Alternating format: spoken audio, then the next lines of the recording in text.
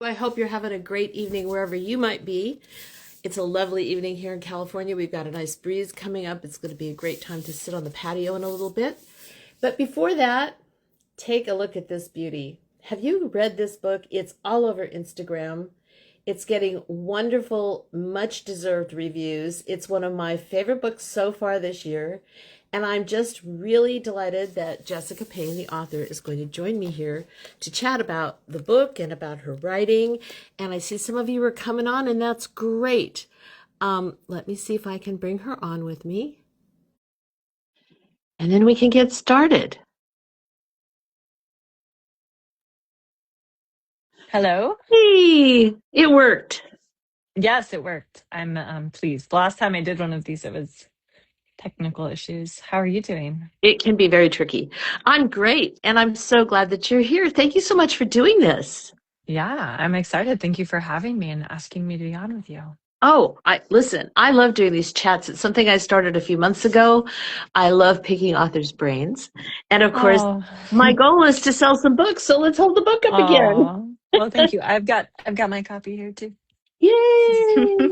I love this book so much. Are you really happy with the feedback that you're getting? Because I've seen great reviews.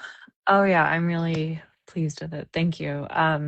And thank you for your kind words. Yes, I have been hearing things like Nadia is like Dexter, but a woman, and I love how feminist this is, and I Yes. love how seen I feel as a mom, and those are all things I wanted to do with this book. So I've been very, very happy with the reviews and with the feedback, and people have just been really excited for it. And I mean, people were excited for my earlier books, but this feels a little more, so that's been really fun. You know, I was thinking about it this afternoon. Sometimes I think there's just some magic involved. I And think you so too. and you hit on a nerve with people, and I couldn't put it down. You made me lose sleep, but that's okay. I caught up because I couldn't stop reading because she's so fascinating. And I kind of got a Tony Soprano vibe going. And Oh, you're probably, really? well, you might be too young. So Tony Soprano, when that show was on, I was just obsessed with it. And of course, I vaguely recall it. I know what it is. okay, well, he was the mob boss. Yeah. He's a stone cold killer, Yeah, but he's so got is the she. wife, the kids, the suburban life, and he looks like a suburban dad running like I think it was a garbage company or something, right? And I remember I saw an interview with, I can't remember his last name, but his name was Matt something, and he played the FBI agent who was chasing Mm. Tony. And he said, I can't walk down the streets of New York anymore because little old ladies come up and hit me with their purses and tell me to Oh my leave Tony gosh, Soprano alone. that's amazing. I I'm love the that. good guy. I'm the FBI guy. But people just loved Tony. And I kind of had the same reaction to her. Like, I just loved her, even though I know what she's doing. I really wanted to do that. I feel like we have so many male anti-heroes like Tony Soprano and Dexter and Right? Joe Goldberg. And like for years, men have gotten to be like bad, but hiding in plain sight. And people like them even though they're doing these horrible things. And it was so much fun to write a woman who is that way too. I loved it. So let's go back to the beginning. Let's Yes. start. First of all, are you in Tacoma tonight? Yeah, I'm in Washington State. You live in a beautiful area. I've been there. I do. It is You- great. Those trees and oh my God, it's the ferry system. It's fabulous. So I'm glad that you're home, not out on the road in a hotel room somewhere, because I know book tours can be brutal for authors. Oh, they Um, can be. did you grow up in that area? No, I actually grew up in Kansas City. Oh, Yeah, and in my mid 20s, like I'd always wanted to move somewhere, but I didn't know where. And I'd spent some time living in California and decided the West Coast felt like home. And in the meantime, went to nursing school and became a nurse. And I kind of came to this conclusion that if I was going to move, I should do it before I got married and had kids and bought a house and all of the things. So in my mid to late 20s, I was offered two different jobs in the Tacoma area as a nurse, and I was like, that seems like a sign, and picked the one that seemed like the best fit and drove cross country, and I am still here. there you are. So that must be where you found your partner and had children and all the rest. Yeah, my husband is in the military and he was out here and Oh, we met out here and we've lived here basically since we met. We were briefly in Texas for 18 months, which inspired me to base this book in Texas. We uh-huh. lived in San Antonio, but yeah, otherwise we've been able to stay here, which has been really lucky and has offered some stability for our daughter, which has been nice. And we of course love how beautiful it is. We have a mountain on one side and a Puget Sound on the other side. It really doesn't get better. Although it is 90 today, and that is not so awesome. But Yeah. otherwise, it's great. Well, be sure when we're done to thank your husband for his service.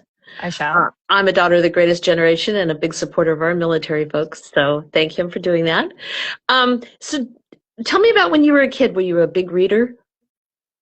Yes, I in fact remember I remember the first time I read a book in kindergarten. It was one of the really basic ones like Pat sat, Pat ran, the very basic verbs and such.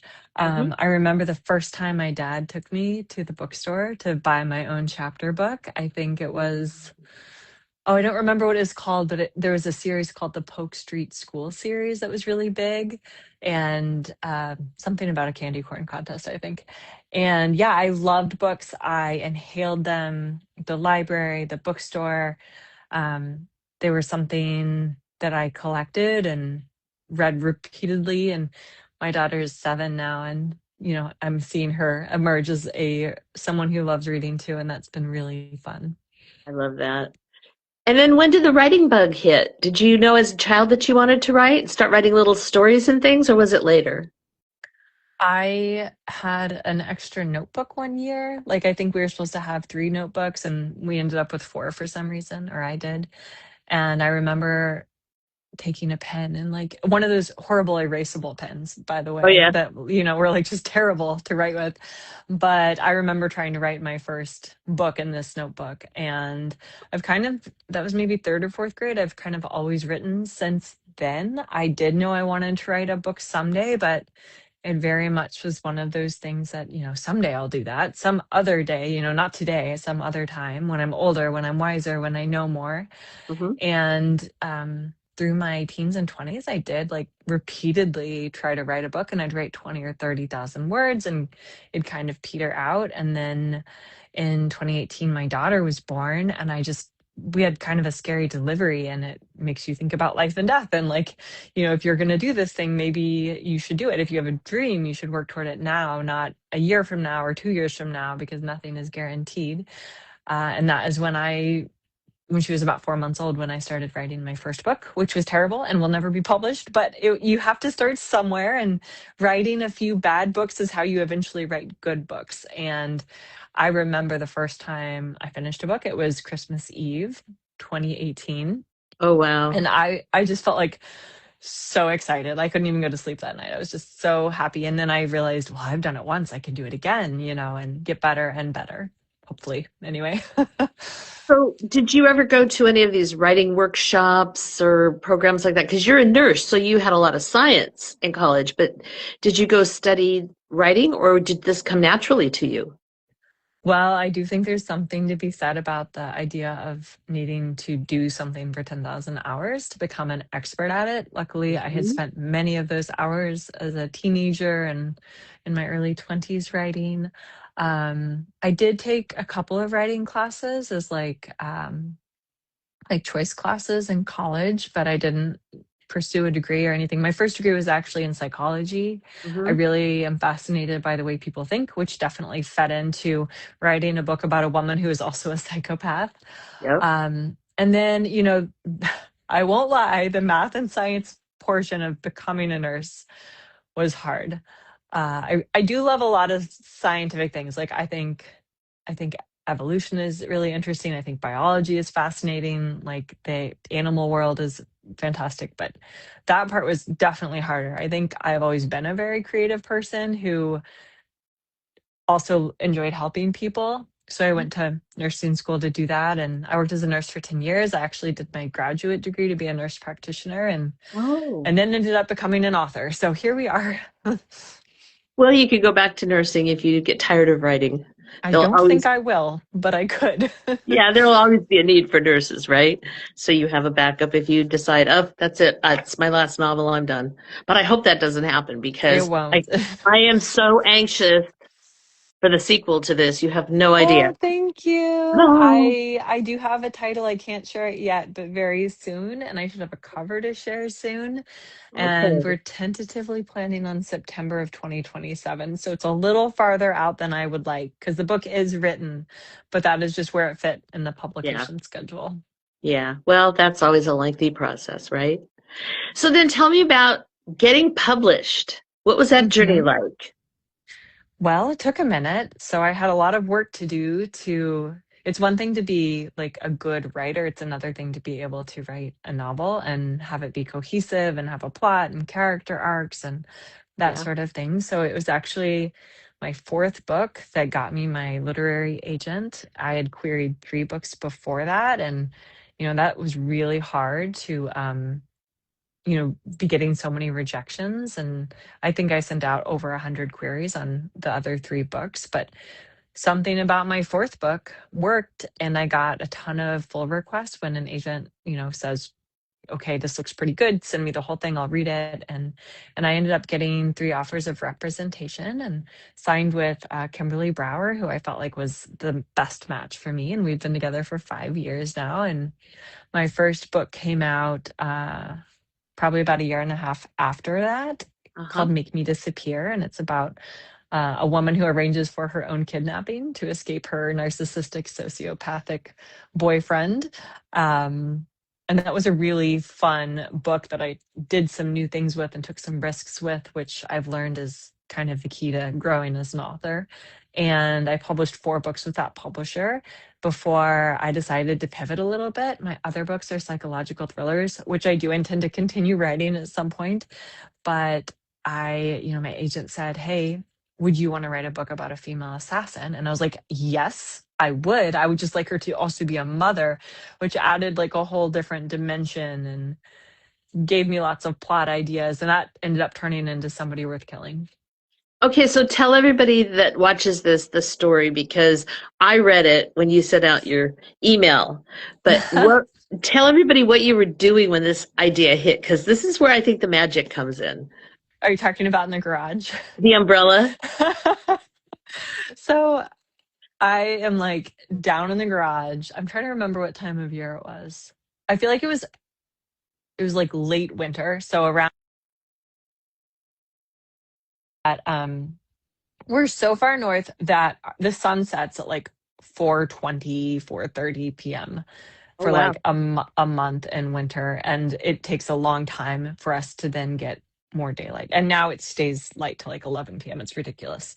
But it was already dark and I'm like hunting through this dark garage with no light coming in through the windows, trying to find the purple umbrella that my then, I think she was four, I think she was four, maybe she was five. Year old daughter was like, Mom, I really need my purple umbrella. I don't even know what she needed it for. I don't think it was raining, although it might have been. It is Washington. And I got a message from my agent saying, hey, would you want to write a book about a female assassin? And I was like, I've always kind of wanted to do that. Like I'd actually tried to do something like that before. I'd always wanted to write a book about a woman who was a sociopath or a psychopath, but for like years had been told like that would not sell. People don't want to see women doing that. And so as I'm like searching for this umbrella, I kept feeling like something was missing from this book idea. And then it hit me. I was like, oh, she has to be a mom. And she has to be like, doing the default parent thing. And so frustrated because she can't find an umbrella or something like that, while also trying to like plan to go take out this bad guy who really needs to be killed. And anyway, it had a lot of inherent conflict and a lot of humor, the Uh-huh. way those pieces came together, which I think made for a great book. Well, I just love that story because only somebody who's been the parent of a 4-year-old, and you know how insistent they get, right? Yes. My sons are grown up and they still, just to harass me, will go, Mom, Mom, Mommy, Mom, Mama, like that Family Yes. Guy thing. And I'm like, Yes, I know. you are 34 years old. Please stop. Yep. And they won't. but it's funny now, but it's not funny when they're 4, At the So time, you're you like, oh, have to just stop. respond and give them attention. And, you can't be thinking about how you're going to load the bullets in to kill this guy. Exactly. So I think it's just brilliant. So for the people who have not read this book, we're not going to give away spoilers, but let's just give them a basic rundown. Nadia lives in Texas.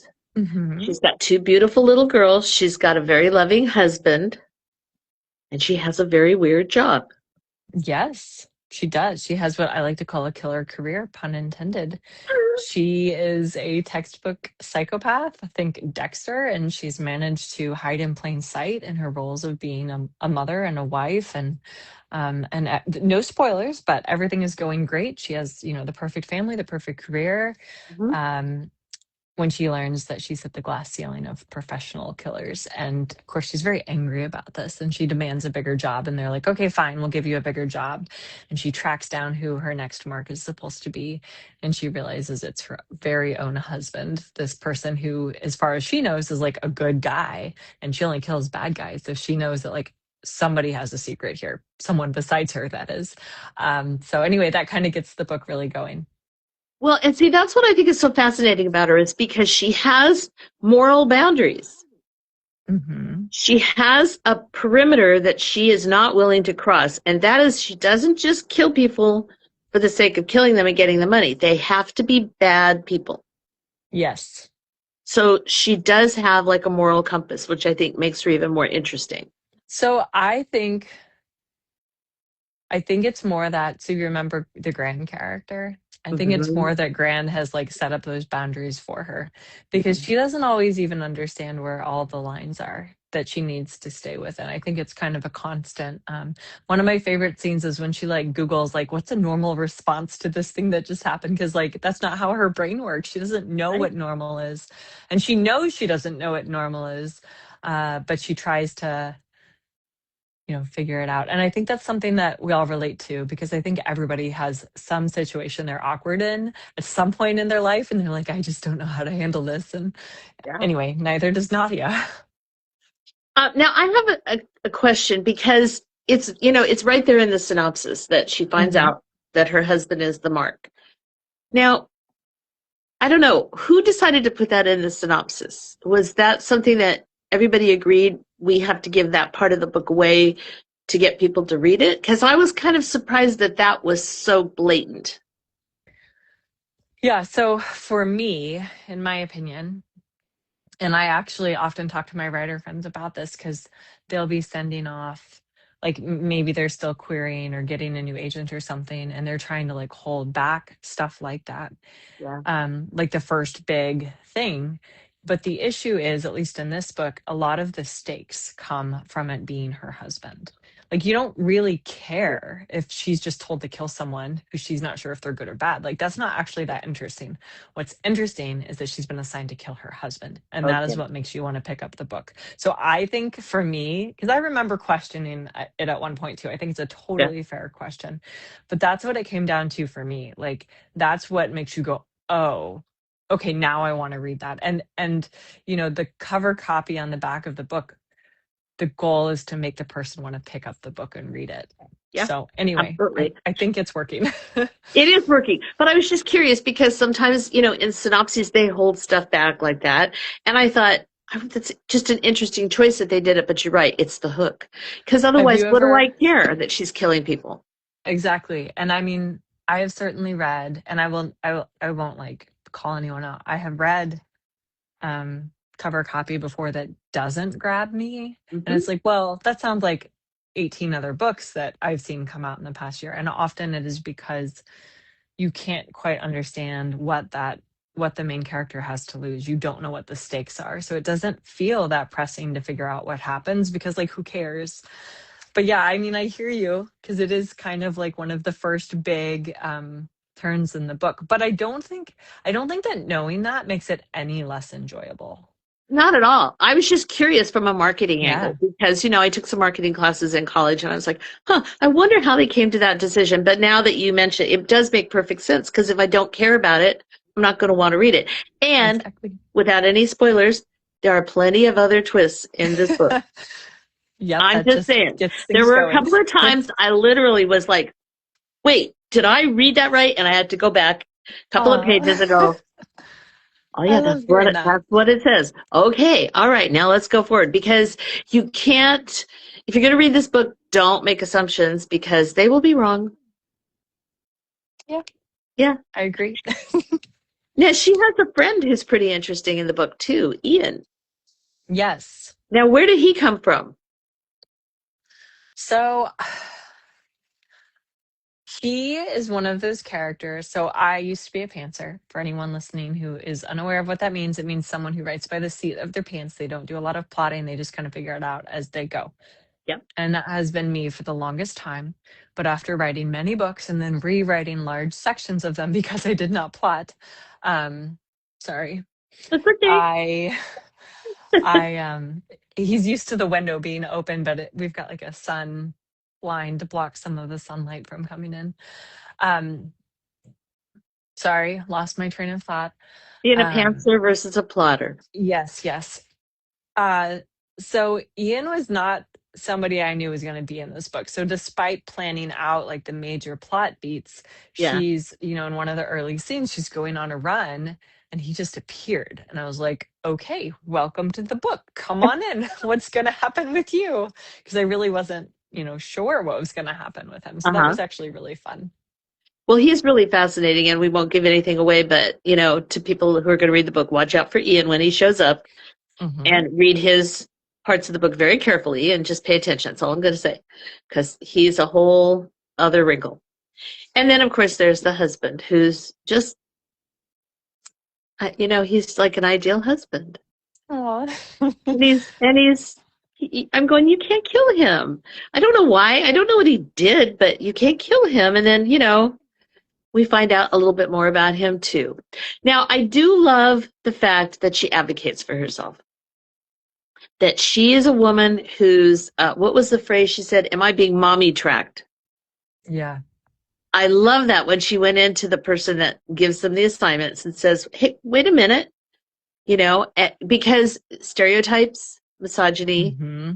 gender assumptions, we don't, whatever our work is, those are not appropriate, right? And Absolutely. I love that she is trying to figure everything out. She knows she's a psychopath. She doesn't dispute that. But she does Hmm. love her children. She does. So it is a misconception that psychopaths are totally incapable of love. If you read personal accounts from people who are on that spectrum of sociopathy or psychopathy, love is different for them and they don't feel it as easily or as often, Mhm. but they are capable of it. It is just different. Yeah. And it's, there are actually, so we maybe touched on this a little bit early on. And like speaking of, women, being discriminated against in various ways. Female psychopaths are actually fairly common. For a long time, people thought that they weren't, that, oh, women are the nurturing sort. It is actually just that women are better at hiding that they are psychopaths. That is part of it. And part of it is that the way it is diagnosed is based off of the male model. So like, here's my medical background. Really? The symptoms that a woman has when she's having a heart attack are different than the symptoms a man has. You'll Yes. see them often referred to as atypical. Right. They are not atypical. They are the symptoms a woman experiences Yes. instead of a man. But there's so much sexism in that like that half the population, that if it's their symptoms, women's symptoms, it's called, abnormal. Right. But it's the same way in many diagnoses, including psychological diagnoses and personality disorders like psychopathy. Women present differently, and therefore they are often not diagnosed. Women are better at hiding it. They're often, I think, more aware of it. So yeah, psychopaths walk among us. You probably know someone who is technically on that psychopathy spectrum, and they're just really good. And the thing is, most of these people are not killers. CEOs, presidents are, often they are on that psychopathy spectrum. Yes, yep. But but I mean, all through time, that has been the case. Mhm. If someone who's on the spectrum is raised in a healthy household with good people around them, they generally don't turn out to be serial killers. People like Ted Bundy, or whoever else who has been raised in a bad childhood, who is abused or neglected. Those are the people who become serial killers. Wow, that's interesting. I didn't know that they used a male model. Yep. There's a really good book. It's somewhere in my messy office. It's called Just as Deadly. And anyway, I can send you the author if you're interested, but it's all about basically female serial killers and how they are just as deadly. They're just less likely to get caught. They don't fit the same definition as the male ones do, things like that. That's fascinating because, if you look at the prison population in California, because I used to hang out in prison before I retired, Cool. we had something like 700 men on the row at San Quentin. Well, they've revised San Quentin, but when I used to hang out at San Quentin, that's where the row was. Close to 700 men were condemned and housed there. And I think it was something like 65 or 67 women. Yeah. It's totally disproportional. So now you've got me wondering, are they out there? Are they committing crimes? They're just not getting caught. It's very possible. I mean, I also think that not everybody who commits crimes is on that spectrum. Like there are a lot of reasons people commit crimes beyond that. But at least for that population, that is what experts on the topic think. That's very fascinating. Huh. So how long did it take you well, first of all, let me go back. When your agent called and said, do you want to write a book about a serial killer? Did you ever know where that idea came from in your agent's head? What planted that seed there? I think there were a couple of things going on. I did some writing for hire that was adjacent to that. I can't get into the specifics, but it wasn't about a psychopath. It wasn't about an assassin, but it maybe got her thinking down that line. And then I think she'd had some conversations with people in the business who were potentially looking for something like that. And I think knowing the types of books I like writing, she thought of me and was like, might as well mention this and see if it's something she's interested in doing. And again, I'd wanted to write a book about a woman who is a psychopath for a long time, but for a long time the market would not bear it. They didn't think people would want to read it. And I do think a lot has changed in the past 5 years, but I also think it's kind of like how people used to say, oh, well, men's sports is what pays for women's sports, and that's why we don't, pay the women as well, that kind of thing. I actually think women would have read this 5 years ago or even 10 or 15 years ago, but yeah, exactly. And now women's sports I see them on ESPN as often as, if not more often than men's. And I'm far more interested in watching that. So. That's interesting. Well, and now that you mention it, last year there was another book, but of course it was a much older woman. And I don't know if you read it, Samantha Downing. And I haven't read that one. Too old but for it's this? on my list. I know what you're talking about, and the cover was actually one of my comp titles. Yeah, I really want to read that one. And then, did you ever read Killers of a Certain Age? No. Who wrote that? Put it on your list. It's on my bookshelf, but my child rearranged my bookshelf, so I don't know where it is. I'll find it. It's the same editor that I have, and I'm just blanking on her name. Deanna Rayburn wrote it, and there's a sequel. It's so good, and it's about four women who are retired assassins who basically get pulled back into it. And it's cool because it has flashbacks to I think the 1960s when they were in their 20s. It's totally badass. It's great. That sounds like a great book club book. Oh, it is. I'm going to recommend that to my friends. Well, this one, she's old and she's retired, so it's a different setting, but she's a killer. And it's just it's every bit as good as yours. I would put them absolutely equal to each other because, of course, Samantha Downing is an excellent writer too.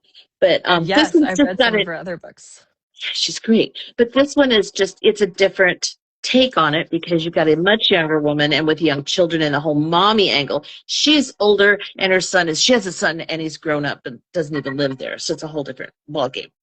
I look forward to reading it. It's really good. So from start to finish, when you got the idea, how long did it take you to write it? Oh, okay. So this gets more complicated when you're working on multiple books because it's well, it might have taken this long, but I also was writing or working on 3 books in some way.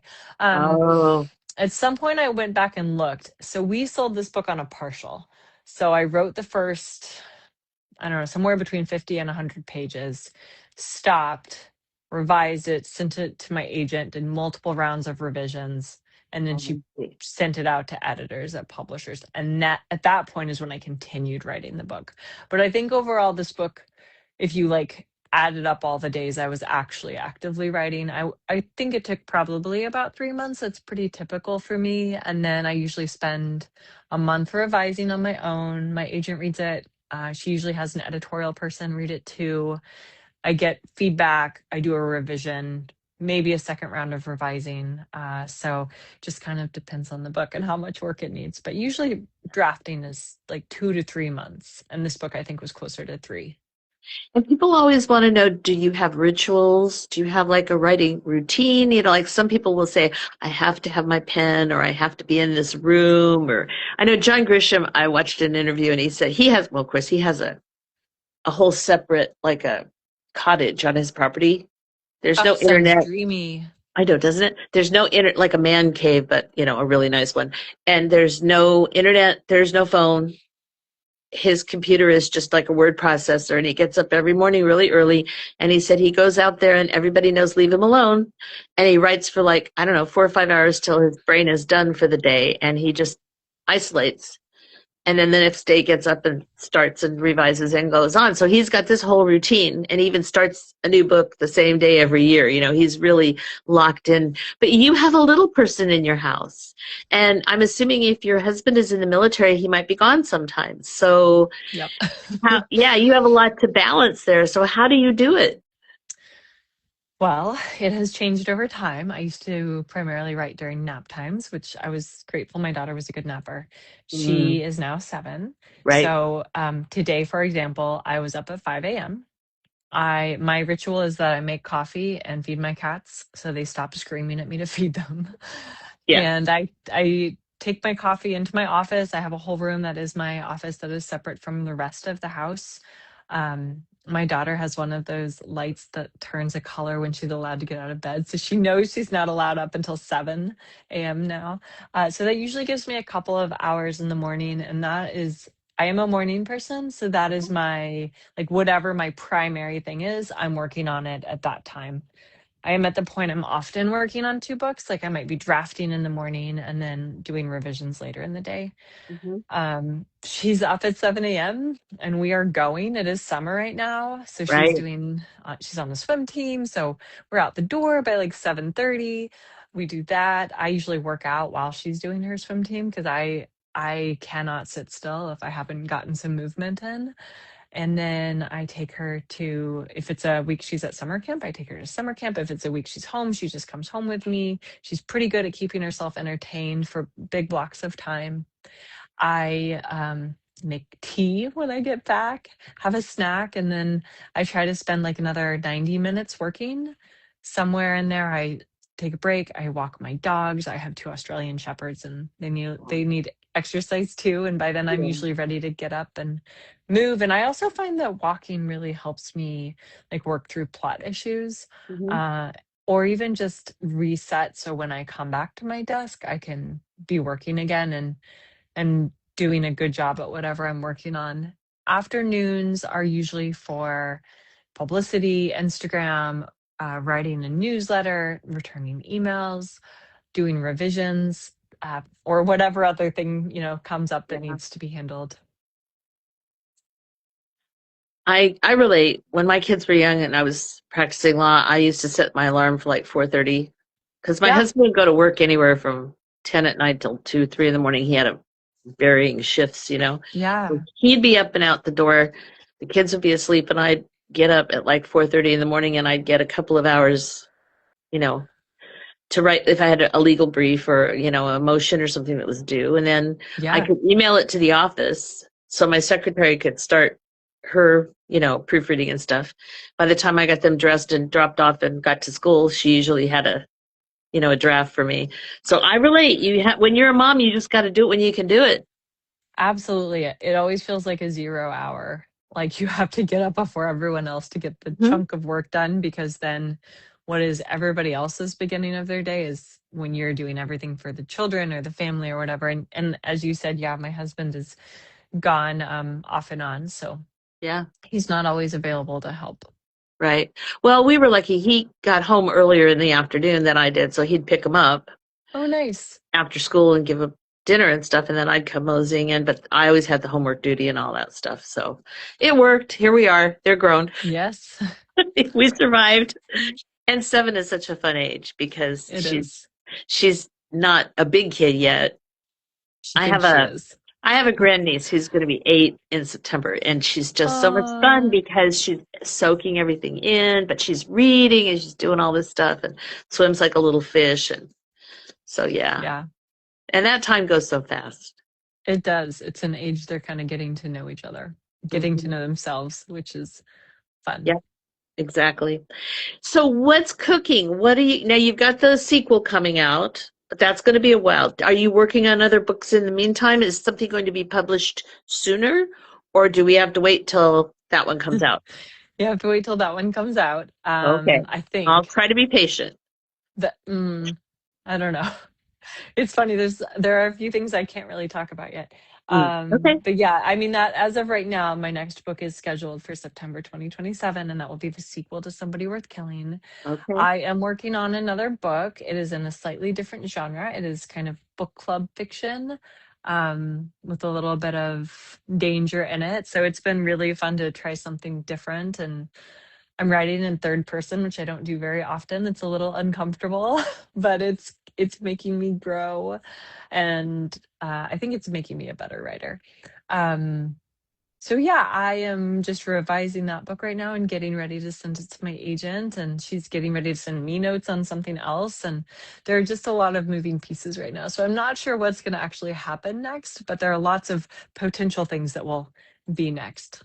Well, and I have a hardcover, which is what I got, Hmm. but is there going to be a paperback coming out? Or is there one Yeah, already? there isn't one yet. Okay. Berkeley staggers them, Okay. usually 9 months to a year apart. So the paperback will be out sometime in late spring, I think.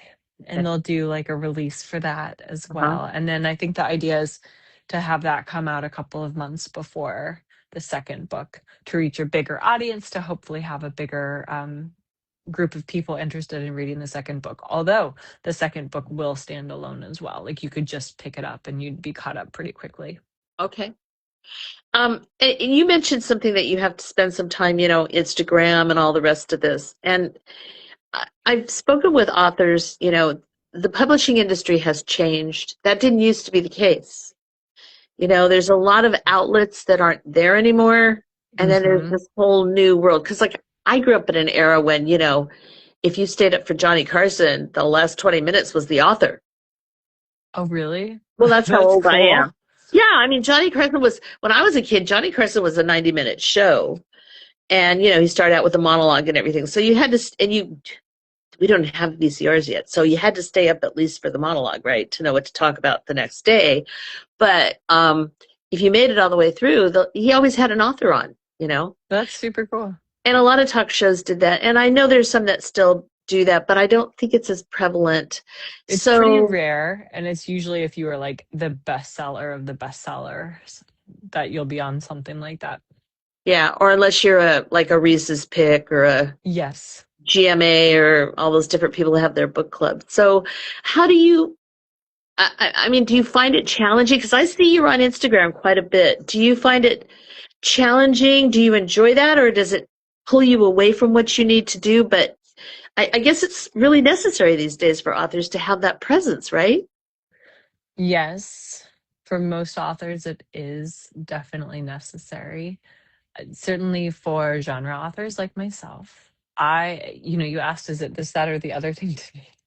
It's kind of all of the above. There are times I really enjoy it. Like I have a video of me crawling through a window, pretending to be Nadia, like in the middle of doing a thing that happens in the book. And that was really fun. And my daughter was actually helping me with it. Like there's a part where I'm throwing the shoes through the window, like I'm pulling them off my feet. And she had to like hand me the shoes so I could like throw them again. And then she'd hand them to me again so I could throw them again. And it was hilarious. We spent an afternoon doing it, and that was fun. it is also stressful at times. Like I just had the thought about like right before I hopped on with you, I was like, oh, I don't think I have anything going up on Instagram tomorrow. I didn't post anything today either. Shoot, I should be on top of that. I should be doing something. And especially in the weeks and months leading up to pub and right after, like there is, and it's not even the publisher. I mean, nobody at my publisher told me I had to do this, but there's kind of this unspoken knowledge, this unspoken pressure that you need to be doing stuff to help promote your book. Right. And I've done a lot. I do a lot of posting on social media. I do threads, I do Instagram. I like only kind of do TikTok. I basically copy anything from Instagram to TikTok, and sometimes it does well and sometimes it doesn't, and that's fine. What I do Um, too. yeah, and I mean, there are still some of those outlets. Like one of my local newspapers in Kansas City covered my book, and that was amazing. Like, Oh, this that's is a nice. newspaper I grew up reading as a kid and like thinking was like super cool. So, to be Yeah. in that was a big deal. I got to write for Scary Mommy, which is really cool. An article about, I mean, between you and me and everybody who's ever going to listen to this, like the original title was like, How to Spot the Psychopath in Your Mom Group. You know, that's been changed to like when the nicest mom isn't so nice. But it was a fun article to write. And it's very cool to see something I wrote on the Scary Mommy website. Crime Reads, I wrote an article for them. Substack is kind of a new place where journalism is shifting to, because you can be an independent journalist Mhm. without a newspaper possibly owned by, giant corporations or Right. billionaires who influence what can be reported. So there is a lot. I will say my publisher's been very supportive. They've done a lot to get me on podcasts and to get me in different publications like the newspaper, like Scary Mommy. But it's definitely shifted. A lot more of it's on the author, but also a lot more books are being published. And that's part of it. There's a lot more competition. Yeah. And there are so many other things that people can do with their time. More people used to read more books. And Yes. now, you have a phone. You can be on TikTok or Instagram or reading Reddit or whatever else. So there's also an economy of attention. So there are a lot of different factors at play there. I like some of it. I do find some of it tiring. I do love connecting with my readers, though. I love that people can DM me and say, I loved your book, or I loved this, or I loved that, or oh my gosh, what was this? I didn't understand this by the end, and I love that they can post about my book and that I can see how much they enjoyed it. That's something I would have never seen 30 years ago. So there are positives and negatives. And then you have people like me nagging you going, come on here and chat with me. Yeah, well, that was really exciting to get that message. Well, I just love talking to authors. And like I said, I'm retired, so I'm free publicity. Oh, well, thank you. I love promoting, if I love a book, I want everybody in the world to read it too. So I love helping out if I can. If I can sell one or two books, I'm all in. So it's great talking with you. I really appreciated you doing this. One of Yeah, the things I have to ask you, do you have any time to read books? I do. So one of the things I did when my daughter was in kindergarten is I sat with her every night for 30 minutes and we practiced reading. We got decodables. And within a few months, she was reading fairly well. And around then, I was like, okay, girl, it's reading time. You pick your book. I am picking my book. We are being quiet, closing our mouths. And now we do quiet reading time every night for Love 45 that minutes to an idea. hour. Yeah, it's That's great. And great. that's wind down time for both of us. Yeah. And I would recommend it to anyone and everyone. And kids can participate even if they're not quite reading. Kids like flipping through picture books. Sometimes she draws instead, but I figure that's just a form of creativity. And I love that she's interested in doing that. Yeah. Well, I have wind down quiet time reading every night, but it's just me here. So I'm kind of lucky that way because one benefit of being old, right? So the kids are not here and I can do Yeah. that. So what have you read recently that you would recommend to anyone watching this that will make us go out and add yet another book to the stack of things I have not read yet? All right. I have two recommendations for you. One is We Would Never Tell by Anne-Sophie. I'm going to try to say her name correctly. 𝐤𝐻𝐚. Uh, Yes. she is a friend of mine, and her book was really good. There's a Yes. great streak of feminism there. It's about three different women at the Cannes Film Festival, and they all want something very different, and their worlds kind of collide. And there's a murder, and there's glitz and glamour, and it was a lot of fun to read. It was my first book I read of hers, and I really enjoyed it. And then the other book I'm going to recommend is not actually out yet. It is coming out in October. Her name is Tara Gedgen, J-E-N or something like that.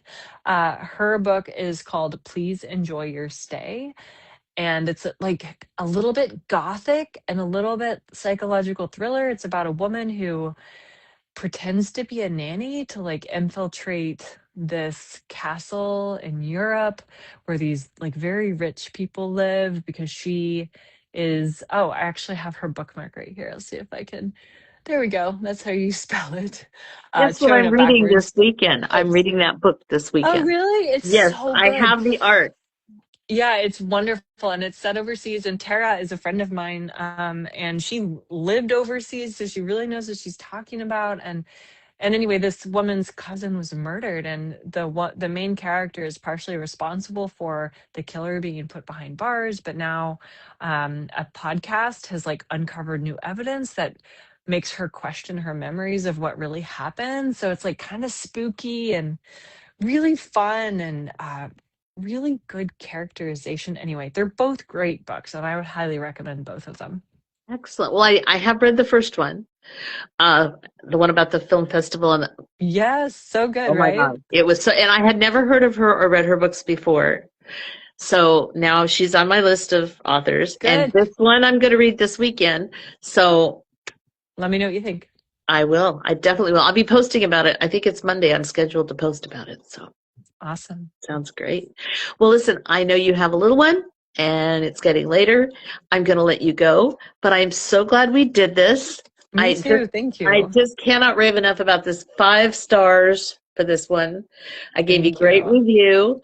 I did put it on Amazon. I was trying to remember if I did Amazon. I did it, yeah, because Thank sometimes we you. read them early and you can't. You have to remember to go back I know. because they won't let you do Yeah. it early.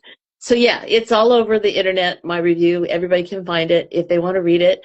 I just loved it. I'm anxiously waiting for the sequel, and you know who to reach out to if you want to help promote that and maybe chat again about that book. That When would be it's great. time, I will be here.